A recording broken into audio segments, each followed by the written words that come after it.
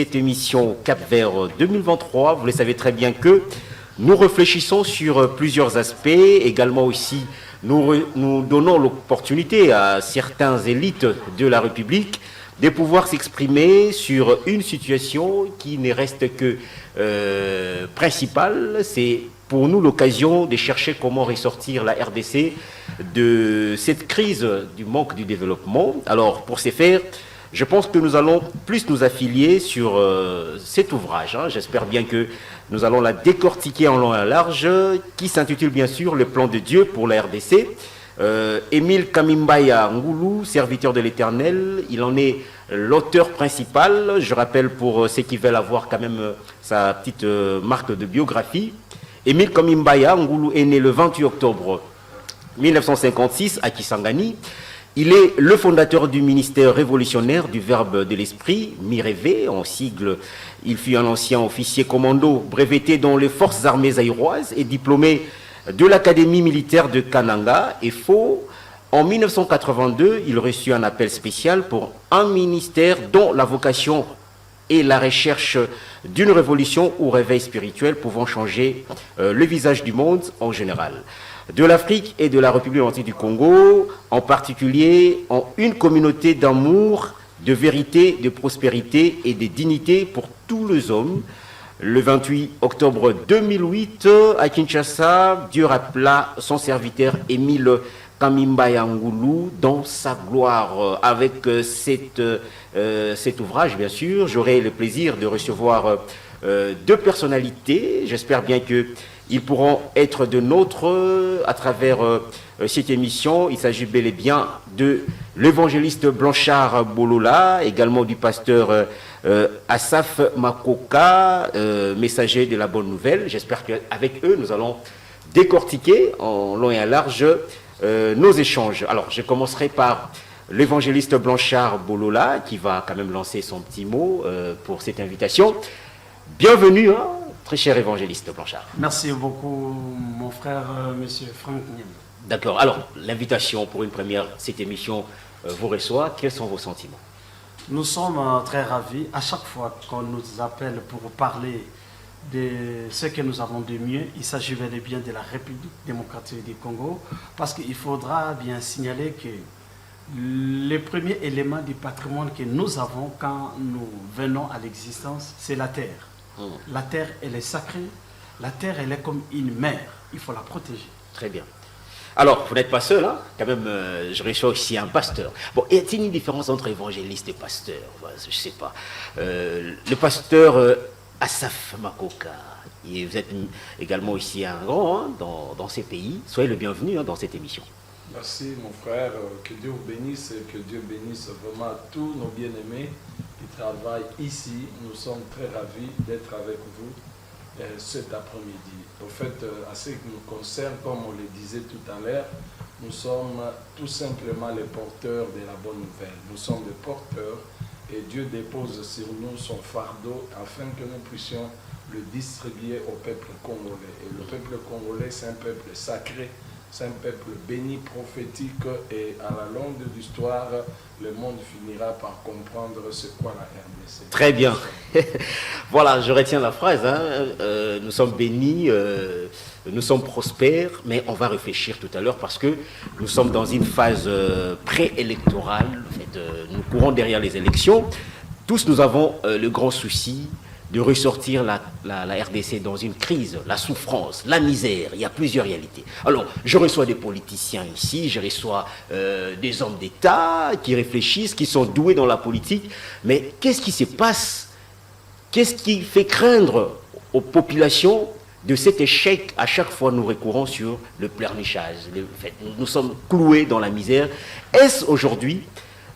Il y a un plan de Dieu pour la RDC. On va réfléchir sur ça. Alors, je commencerai par ma toute première préoccupation. Je posais la question à l'évangéliste Blanchard. Est-ce que la RDC a un problème d'hommes ou la RDC a un problème d'une bonne politique pour ressortir la crise, pour quitter la crise et prendre l'envol vers un meilleur développement? Merci beaucoup, bien-aimé, pour cette question si pertinente. Vous savez, la République démocratique du Congo n'est pas n'importe quel pays. C'est une nation prophétique et c'est une nation qui a un grand rôle à jouer en Afrique et dans les concerts des nations. Pour jouer ces rôles, la RDC doit prendre conscience de son rôle et de sa mission. Parce que ne pas comprendre sa mission, ne pas comprendre les rôles auxquels on est appelé à jouer, c'est se priver des grandes sources qui pourra inspirer ces jeunes. Qui doivent prendre conscience. Vous parlez aux politiques, vous parlez aux souverains primaires. À qui vous adressez exactement? Nous sommes en train de venir. D'accord, allez-y. Oui, parce que même les politiques dont vous parlez, ils ne nous tombent pas du ciel. Ce sont nos frères, ce sont nos sœurs, ce sont nos amis, nos collègues. Ils nous viennent de la famille. La RDC a un problème d'homme. Et la crise que traverse cette nation, elle est éminemment et premièrement, essentiellement spirituelle. La conséquence de cette crise spirituelle a des répercussions sur la moralité, sur l'économie, sur la politique. Parce qu'un homme dont l'intelligence n'est pas renouvelée ne peut pas concevoir des politiques salvatrices pour sa nation. Vous avez fait une citation d'Émile Kamibaya au début, que depuis 1960, la RDC tourne à rond, à l'instar des enfants d'Israël dans les déserts. Et Émile Kamibaya continue et poursuit et dit ceci: la RDC est un pays des rendez-vous manqués. La RDC, depuis 60, a toujours raté les rendez-vous du destin, les rendez-vous de l'histoire. Pourquoi? À cause de la méconnaissance du plan de Dieu pour la RDC. Parce qu'aussi longtemps qu'on ne comprendra pas les rôles que nous sommes appelés à jouer, nous marquerons les pas. Je donne un exemple. Il dit ceci: en 1960, l'indépendance a suscité beaucoup d'espoir. Le peuple congolais était dans l'euphorie. L'indépendance. Kimpwanza, Lipanda. Mais quelque temps après, les politiciens se sont brouillés. Le président Kassavou a suspendu Lumumba. Le premier ministre Lumumba a suspendu. Le président Kassavou est dans ses désordres, dans ses chaos. L'armée a pris le pouvoir par un coup de force. Ce qui a porté les feu maréchal Mobutu au pouvoir. Les peuples étaient encore une fois dans la joie, dans l'euphorie. C'est un jeune qui a pris le pouvoir. La jeunesse était aussi motivée. Mais 32 ans après, nous savons ce qu'a produit ces régimes. Dans tout régime, il y a des acquis, il y a des points positifs, mais dis-moi, le vent est venu de l'Est et a chassé les maréchals. 3 ans après, avec l'éveil de conscience, Mouzé est parti suite à un complot international. Le jeune président Joseph Kabila succède à son père. La jeunesse, une fois de plus, s'estime heureuse. Un jeune est au pouvoir. Ça donne l'espoir. Ça donne l'espoir. Ça suscite l'engouement. 18 ans après, il doit partir. Le président Joseph est parti, mais pour la première fois de l'histoire de notre pays, il y a eu l'alternance. La passation civilisée du pouvoir politique. Félix Tshisekedi et Joseph Kabila. Il y a eu remise et reprise entre un ancien président, le président sortant, Joseph Kabila Kabange, et son Excellence, Monsieur le Président de la République, Félix Antoine Tshisekedi Tshilombo. Okay. Le peuple dans la joie. Lui, fils maison, moi Namboka. Le peuple dans la joie. Mais aujourd'hui, nous sommes dans une année électorale. Il est presque fin mandat. Est-ce que le peuple est sorti dans l'auberge? Nous dirons non. Est-ce que le peuple a trouvé satisfaction à toutes ses préoccupations? Nous disons non. Mais qu'est-ce qui ne va pas? Qu'est-ce qui bloque? C'est la raison pour laquelle nous sommes ici pour démontrer qu'à chaque fois que le peuple voudra bâtir la nation par son génie intellectuel qui n'est pas mauvaise, mais si on n'en associe pas Dieu dans cette nation, le Congo ne prendra pas son décollage. Alors, je veux un peu vous relancer. Mais moi, je sais, hein, c'est que je sache, je prends l'exemple de Félix Tshisekedi, avant que je ne passe la parole aussi au pasteur. Félix Tshisekedi utilise des voies, des mécanismes pour tenter de restaurer un peu un meilleur processus, pour avoir un bon développement, quitter la crise, quitter la souffrance et tout. Je citerai par exemple le processus de paix fait par les chefs de l'État, la cohésion nationale, également aussi il tient à organiser des élections, on le sent même qu'il est déterminé pour qu'à travers les élections, qu'on puisse avoir aussi une autre forme de voir la RDC. Et pourquoi pas aussi, il a utilisé une meilleure diplomatie. Aujourd'hui, la RDC, reconnue dans plusieurs États, reconnus dans plusieurs structures, dans plusieurs cadres élevés de la nation, du monde aujourd'hui. Mais dans tout ça maintenant, mais je sens en vous, vous rejetez quasiment en bloc que toutes les méthodes utilisées, parce que Félix Tshisekedi représente tous les politiques en soi. C'est comme si les politiques n'aimaient pas des efforts, des ambitions pour ressortir la RDC de la crise, de la souffrance. Mais par contre, vous pensez ou vous estimez que ce sont simplement les hommes de Dieu ou c'est les spirituels qui peuvent changer la RDC. Si je vous comprends. Je crois que vous me prêtez vos intentions. Tout à fait. Vous avez la liberté, mais j'ai aussi la liberté et les droits de recadrer les choses. Je dis ceci. D'accord. Le président Félix Antoine Tshisekedi est le président de la République démocratique du Congo. L'on n'arrive pas par hasard à gouverner une nation telle que la République démocratique du Congo. Donc nous devons nous mettre d'accord. Personne ne conteste le président de la République. Mais nous parlons de nous Congolais. Vous savez, lorsque le diagnostic n'est pas bien posé, il n'y aura pas de remède. D'accord. L'homme congolais est malade. L'homme congolais a atteint un degré d'inconscience assez inquiétant. Voilà pourquoi la prise de conscience, la révolution des valeurs et des mœurs sont les gages de la restauration de la nation. Or, lorsque l'intelligence n'est pas renouvelée, l'homme est un homme animal. Parce que dans la marche avec Dieu, Dieu a sa part de responsabilité, l'homme a aussi sa part de responsabilité. La part qui nous revient, c'est celle d'organiser et de structurer la société. C'est celle d'organiser et de structurer la société. Le président de la République a bâti sa politique sur le fondement du peuple d'abord et de la lutte contre l'impunité. Tout à fait. Mais pourquoi il a choisi cette voie? Parce que pour lui, c'est une priorité. Il est parti d'un constat qu'il y a une certaine moralité, une certaine immoralité, il y a une certaine mégestion qui dérange. Et il n'est pas à l'aise, comme les premiers des citoyens. Auprès des politiques qui gouvernent. C'est-à-dire que les politiques sont l'émanation de ce que nous sommes devenus, nous Congolais. Mais voilà pourquoi nous devons prendre conscience. Parce que le plan de Dieu pour la RDC, c'est l'ensemble des choses que l'Éternel compte réaliser dans cette nation, afin de nous faire quitter de l'état de médiocrité auquel nous sommes aujourd'hui pour atteindre un niveau assez élevé. On va comprendre le plan de Dieu. Bon, c'est vous qui les...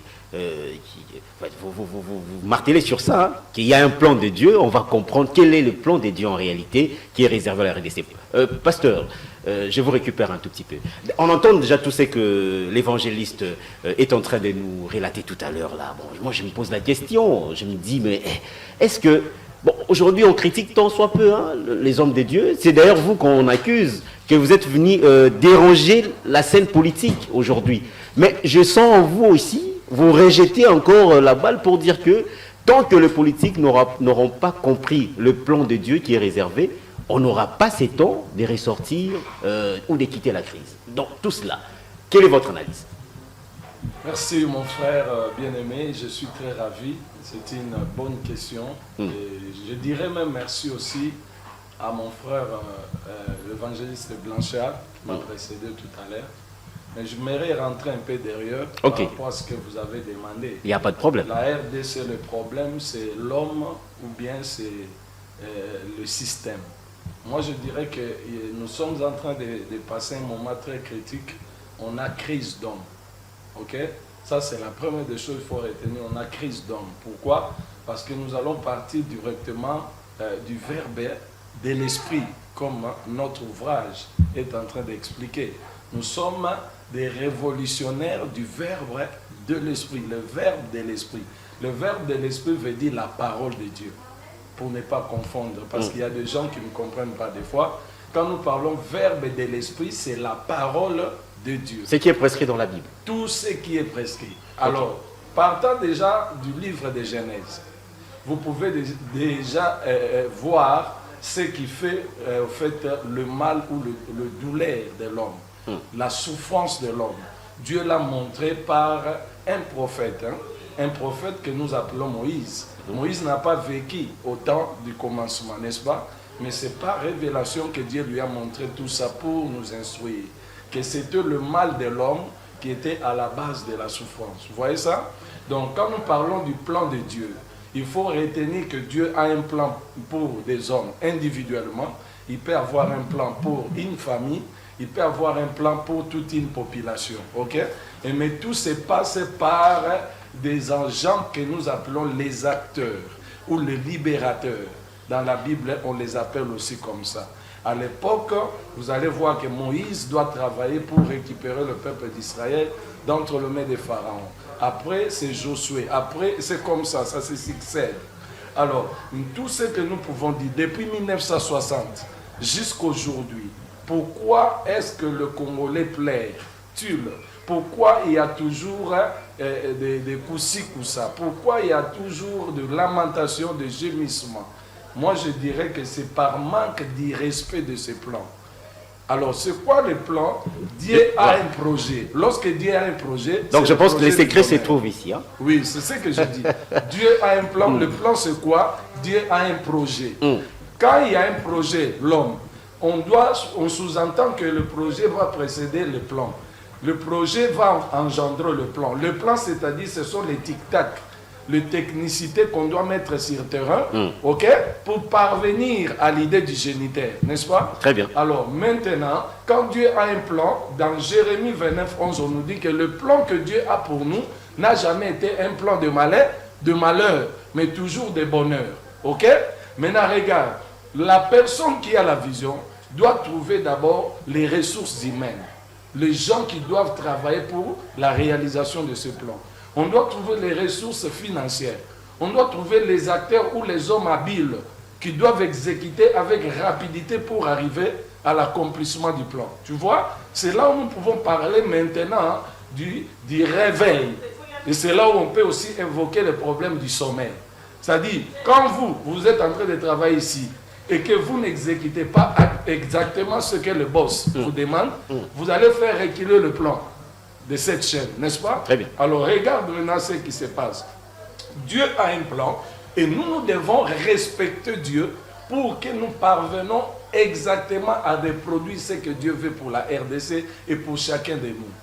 Qu'est-ce qui se passe? Je vais toucher une maladie, ok, qui a fait que depuis 1960 jusqu'à présent, qu'il y ait quand même ce que nous appelons donc le tour de rond, c'est-à-dire nous sommes en train de tournoyer, nous sommes en train de stagner. Pourquoi? Parce qu'il y a manque du processus de l'alternance. Dans ces pays. Pardon? Vous parlez de Je l'RDC. parle de ce pays. Okay. L'alternance est biblique. Parce que tout ce dont les politiques font, la source de l'inspiration, c'est la Bible. Quand Dieu a vu que l'homme était tombé très bas, il a fait un plan de le relever. Ok? Notre premier parent, Adam, est tombé. Dieu lui-même a trouvé la solution. Donc la solution, c'est Dieu. Nous insistons. Maintenant, qu'est-ce qui se passe? Ce sont les gens qui doivent exécuter le plan de Dieu qui sont appelés à être obéissants et fidèles pour que Dieu nous donne le meilleur. Alors, la Bible nous dit que pendant ce temps, ils sont sortis du chaos. Dieu a trouvé Noé. Noé a battu l'arche. Et ce qui a amené aussi une nouvelle société. Et mais cette société, bien aimée, plus tard, naquit aussi quelqu'un que nous appelons Nimrod. Nimrod a voulu aussi bâtir la société, mais avec son intelligence et sa force. Et la parole de Dieu nous démontre cela déjà dans Genèse chapitre 4, si vous lisez même Genèse 11. On nous dit qu'ils ont parlé une seule langue. Et ce qui a fait Babel. Et la tour de Babel est tombée. Pourquoi? Parce que Dieu n'était pas pour les racismes et le tribalisme. Est-ce que vous comprenez ça? Allez-y, allez-y. Dieu a détruit la tour de Babel à cause du tribalisme. Parce que quand les gens ne comprennent pas, on dit qu'eux tous parlaient une seule langue, un même langage. Donc, Dieu ne travaille pas avec le tribal. Vous voyez ça? On doit bannir déjà cet esprit. Maintenant, regardez. Quand il a essayé de le faire avec ses efforts, il est tombé bas. Mais Dieu a un plan, c'est de bâtir une société avec lui. C'est comme ça que nous l'appelons les bâtisseurs. Je saute vite pour toucher l'alternance. Dans 1 Corinthiens chapitre 3, nous pouvons voir, pour gagner le temps, on peut lire même à la maison, Paul est en train de réprimander le problème des divisions. Il dit, lorsqu'il y a des jalousies parmi vous, lorsqu'il y a des querelles, lorsqu'il y a des divisions, n'est-ce pas que vous êtes charnel?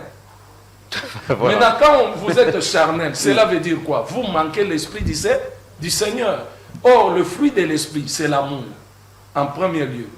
Il y a la patience, il y a la fidélité, il y a la bienfaisance. Toutes ces choses sont parties du fruit de l'esprit. Maintenant, quand vous êtes charnel, vous ne pouvez pas avoir d'abord l'amour du prochain. Paul réprimande. Alors il dit, pourquoi vous êtes en train de vous chamailler? Pourquoi vous êtes en train de vous diviser? Vous n'êtes pas charnel? 1 Corinthiens 3. Alors, il parle de l'alternance. Il dit ceci. Qui est Paul? Qui est Apollos? Qui est Céphas? N'est-ce pas tous les instruments de Dieu? Donc Dieu utilise même les politiciens pour accomplir son plan. Mais à chaque fois, les politiciens impliquent les sentiments charnels. Lorsqu'ils impliquent l'égoïsme, lorsqu'ils impliquent la colère, l'inimitié, tout ça, ça crée quoi? La division. Donc là, vous voulez faire voir que ce sont le plan ou encore ce sont les conditions que Dieu a mis sur carte. Je suis en train de décrypter les maladies. Bien sûr, oui. Justement, on peut prendre ça dans les rangs de critères, si je comprends. Bien sûr. Voilà. Les critères ou le principe qui nous amène à voir un Congo émergent. Là, vous vous intéressez maintenant les politiques qui doivent respecter ces critères. Mais ce sont eux qui nous conduisent. Ah, pas vous, hommes de Dieu. Non, je suis en train d'expliquer que ça commence par je sens que Blanchard... Non, on est en train de... Je suis en train de montrer les hiérarchies. Okay. Ça commence par Dieu. C'est Dieu l'auteur du plan. Mais je vous ai expliqué que Dieu choisit les hommes. Entre ces hommes, on a les prophètes et on a les exécuteurs, les politiques. Parce qu'en Israël, parce que le Congo reflète exactement ce qu'Israël faisait. Ok, très bien. Quand il y a un roi, le roi est soumis au prophète. Pourquoi il soumet au prophète? Parce que c'est Dieu qui parle avant que le roi exécute. Est-ce que vous me suivez? Parce que le plan d'amour, le plan de la bénédiction, c'est Dieu d'abord l'auteur. Il établit le prophète pour veiller de ce qui est le roi doit accomplir. Mais c'est ce que vous n'avez pas fait, vous autres, vous... Mais nous commençons à le faire maintenant. Attendez, je vais vous éclairer, vous prophètes. Vous avez laissé la charge au chef de l'État, qui a même dédicacé la République. C'était à vous de le faire en premier, mais ce n'était pas lui de prendre les devants. On va en arriver. Je crois que j'ai le mot. Je dois quand même épuiser quand même. Bon, allez-y. Je suis assoiffé de tout ressortir. Oui, vous avez posé une question. Je suis en train d'expliquer parce que les gens qui nous suivent doivent avoir la clarté des choses. Très bien. Si vous n'êtes pas éclairé, illuminé, vous allez commencer toujours à tourner. À tourner en haut. Ok. Donc j'explique le schéma. Dieu a un plan. Le plan nécessite des hommes. Il choisit Adam. Il dit, je te place en Éden pour cultiver et garder. Vous voyez ça? C'est ça la responsabilité de l'homme. Donc, est-ce que vous gardez la RDC? Est-ce que vous avez eu le temps de cultiver la RDC? Qui doit le faire? Le numéro 1 est pointé comme le premier citoyen que Dieu va passer pour accomplir son plan. Maintenant, à chaque fois où il y a rupture de Dieu avec le gouvernement, le gouvernement va plonger dans le noir, va plonger dans l'humanisme, va plonger dans l'universalisme. Et ce qui amène le déclin, comme le cas de Nimrod. Vous voyez ça? Alors maintenant, quand Dieu parle, je dis que Paul explique le plan de Dieu vers les hommes. Il dit, nous sommes des porteurs. Qui est Paul, qui est Céphas, qui est Apollos? Ce sont des leaders. Depuis 1960, nous sommes en train de participer je dirais, dans un film de combat des leaders. Ce que Mobutu a fait, où est-ce que ça se trouve? Parce que nous parlons l'alternance, ok? On ne doit pas enterrer ce que l'autre a fait. On doit continuer, c'est ça Dieu. Dieu commence avec Moïse, mais va achever avec Josué. Ok. Dieu commence avec Gédéon, il va aller achever avec d'autres personnes là. Donc, c'est ça l'alternance. Paul l'explique dans 1 Corinthiens 3. Il dit, moi j'ai planté. Paul, j'ai planté. Apollos a arrosé et Dieu fait quoi? Dieu fait croître. Vous voyez ce que vous avez parlé tout à l'heure ici qu'on a un problème d'alternance ici. Mais c'est ce que je suis en train d'expliquer. On ne respecte pas. Et Félix Tshisekedi n'a pas fait une continuité. Je vais citer par là. D'accord, citez, on va passer la parole. Okay. Regarde, ce que Mobutu a fait. Très bien. Il a unifié ce pays. Vrai ou faux? Ce que Kasavubu a fait. Il a amené l'économie de ce pays dans une justesse et aussi la fidélité, la moralité. Ce que, au fait, Papa Mouzé a fait, il a amené ce pays dans le respect mutuel. Et aussi, nous tous, nous devons nous prendre en charge. Chacun doit connaître son rôle à jouer dans le pays. Ce que le Raïs a fait, ok? Il a ouvert tout un grand champ de 5 chantiers qu'aujourd'hui on a enterré. La modernisation. La modernisation, la nouvelle citoyenneté. Or, nous sommes aujourd'hui avec son Excellence Fachi Tshisekedi Tshilombo, que je salue, son anniversaire c'est aujourd'hui. Ok, joyeux anniversaire à notre premier papa de la République. Vous voyez? Donc, l'alternance, Paul voulait dire quoi? Toi, Paul, tu ne dois pas effacer Apollos. Toi, Apollos, tu ne dois pas effacer Céphas, pour que nous parvenons à vivre ce que Dieu a dit. Donc, le Congo a un problème d'homme. Très bien. Le Congo a un problème d'homme. Alors, l'évangéliste Blanchard, on va... Bon, vous voulez ajouter, mais soyez bref, parce qu'il y a beaucoup de questions. S'il faut faire un ajout par rapport à ce que le pasteur vient de nous relater. J'ai compris ce que le pasteur a dit, c'est-à-dire le principe de la complémentarité. Parce que la vie, c'est comme une course à relais. Lorsqu'on court et on s'épuise, on donne les relais à une autre personne. Très bien. Nous devons, nous, comme peuple, capitaliser les acquis de ceux qui nous ont précédés. Donc, si je peux synthétiser la pensée du pasteur. Et la plupart des gens se posent des questions. Vous nous parlez du plan de Dieu. Comment le plan de Dieu peut exister dans un environnement chaotique? Là où il y a la souffrance, là où il y a la douleur, là où il y a la séparation. Mais d'ailleurs, c'est ça même l'intérêt du plan de Dieu. C'est pour résoudre les problèmes qui se posent à notre société.